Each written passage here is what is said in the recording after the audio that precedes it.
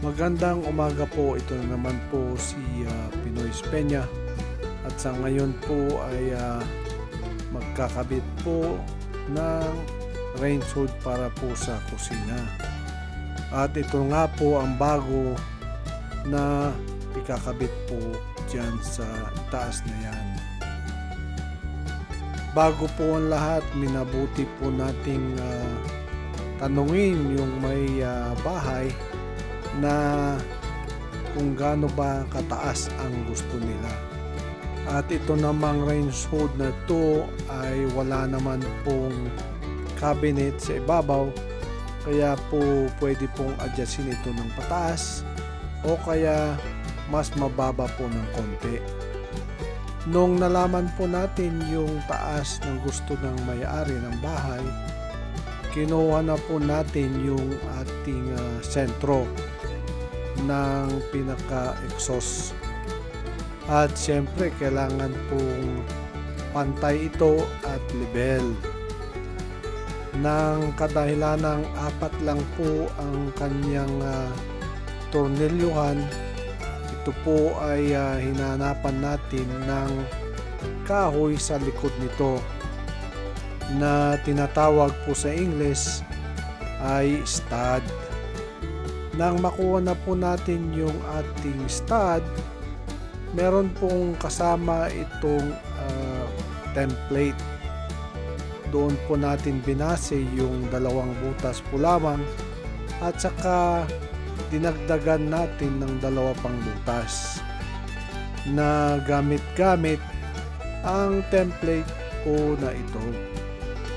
Ang template po na ito ay meron po lamang dalawang butas na nakamarka dito sa papel at yung dalawang butas po ay kailangang sukating maigi kung saan babagsak ito. At nang makuha natin po yung kanyang sukat, ay ginamit po natin yung level para po diretsong pababa at diretso ring pahalang.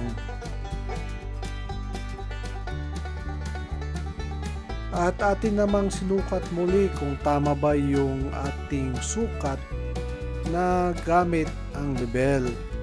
At siyempre, katulong naman itong papel na kasama na tinatawag sa English na template. At ito na rin natin bubutasan sa ibabaw ng papel na ito ang minarkahan nating bubutasan.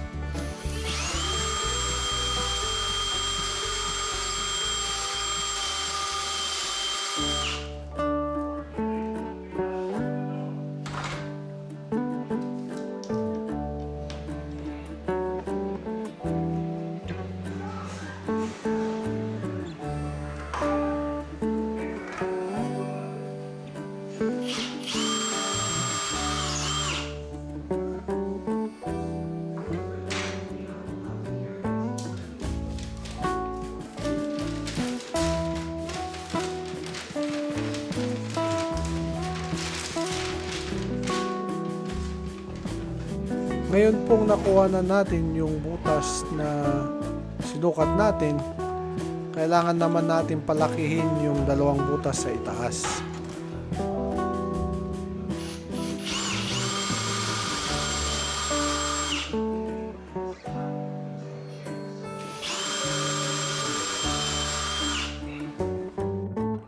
At ating isukat naman ito na maigi kung tama ba yung mga butas na ating minarkahan. At isabay na rin natin na ilagay yung mga tornilyo. At ang ginamit po natin dito ay drywall anchor. Yun po ang ginamit natin dito sa dalawang itaas.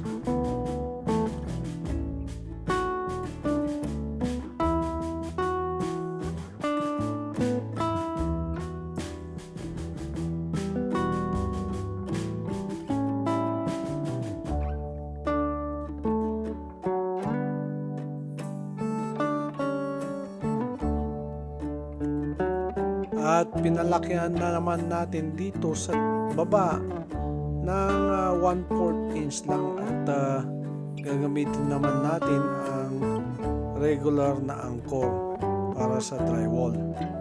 At yan nga po, kung makikita nyo, yan po ang ginamit natin na drywall angkor na lagi natin po ginagamit.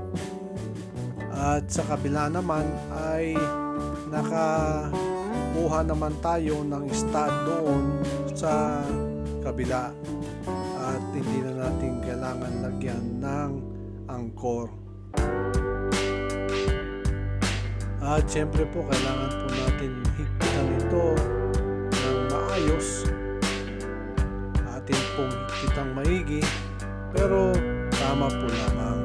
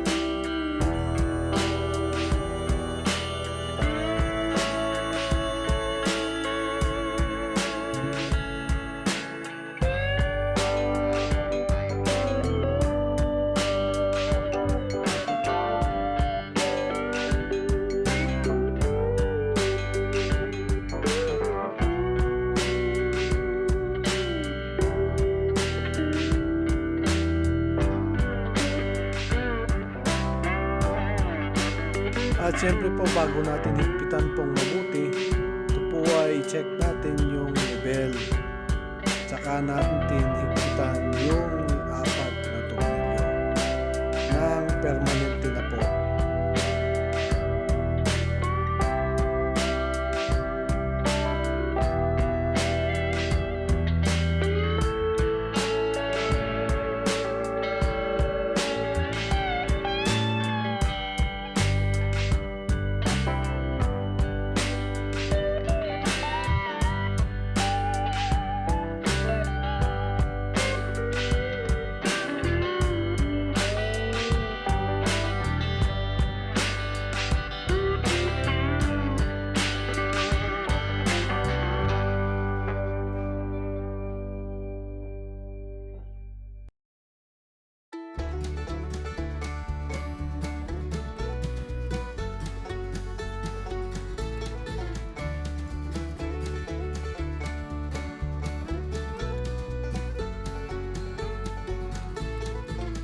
Nang matapos nating higpitan naman yung mga tornilyo na kung makikita nyo po dito sa itaas ay meron po siyang dalawang drywall anchor dito sa ibabaw at regular na anchor naman sa baba. At dito naman sa kaliwa ay may tinamaan naman po siyang stud.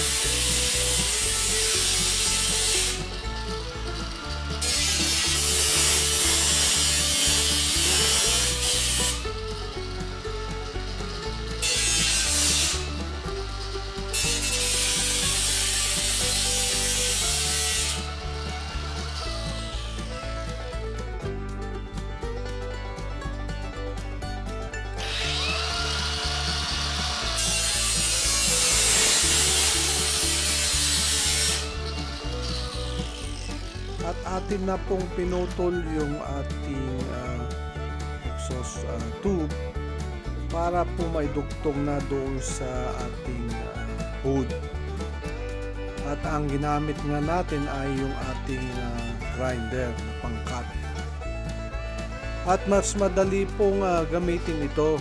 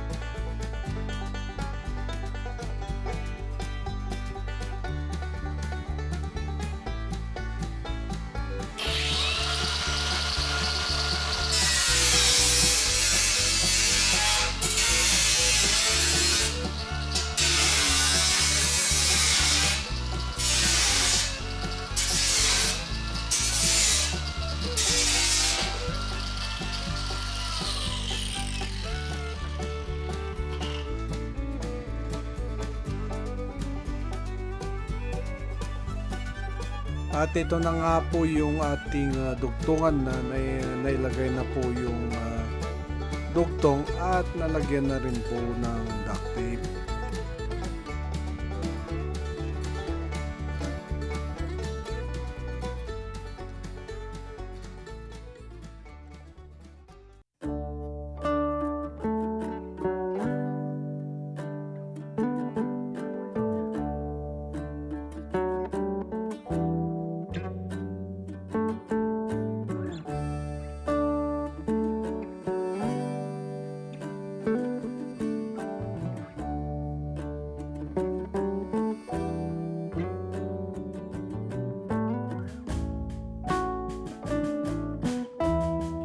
Ito naman po ang ating isusunod. Ito po yung pinaka-bracket na ito ang humahawak sa cover nitong duct na ito para hindi po makita. Ito po ay may 4 tornilyo ito na maliliit lang po. At ito po ay nakatornilyo rin sa stud dito po sa taas. Lagi pong nilalagay ito sa pinakamataas po. Pero siyempre, kailangan po nating sukatin muna kung saan ba babagsak yung pinaka cover.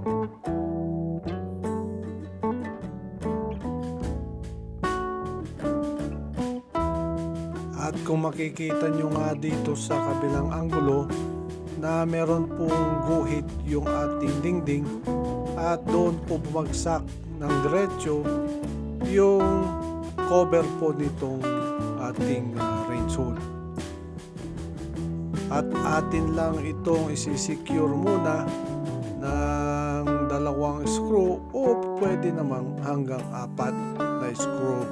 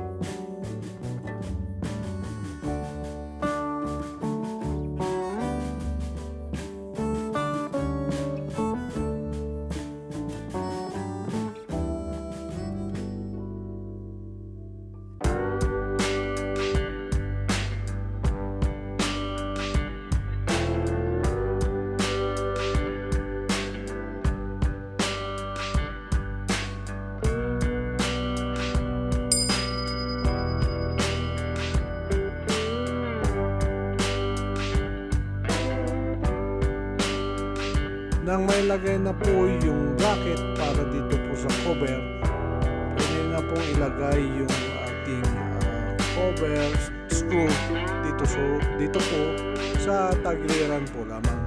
Ito po ay kabilaan at ito po ay mayroon pong 2 kabila at 2 rin po sa kabila.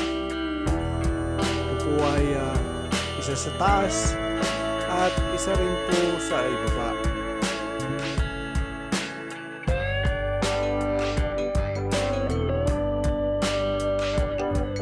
Medyo po mahirap lamang ikabit yung tornilyo nito nang dahilan ng maliliit lang po sila. At nasa pinaka-itaas po at malapit po sa ceiling. Kaya medyo mahirap po tapat po sa butas. Pero pasensya lang po ang labanan dito at may lalagay din yung 2 tornilyo sa taas at ganun din po sa ibaba.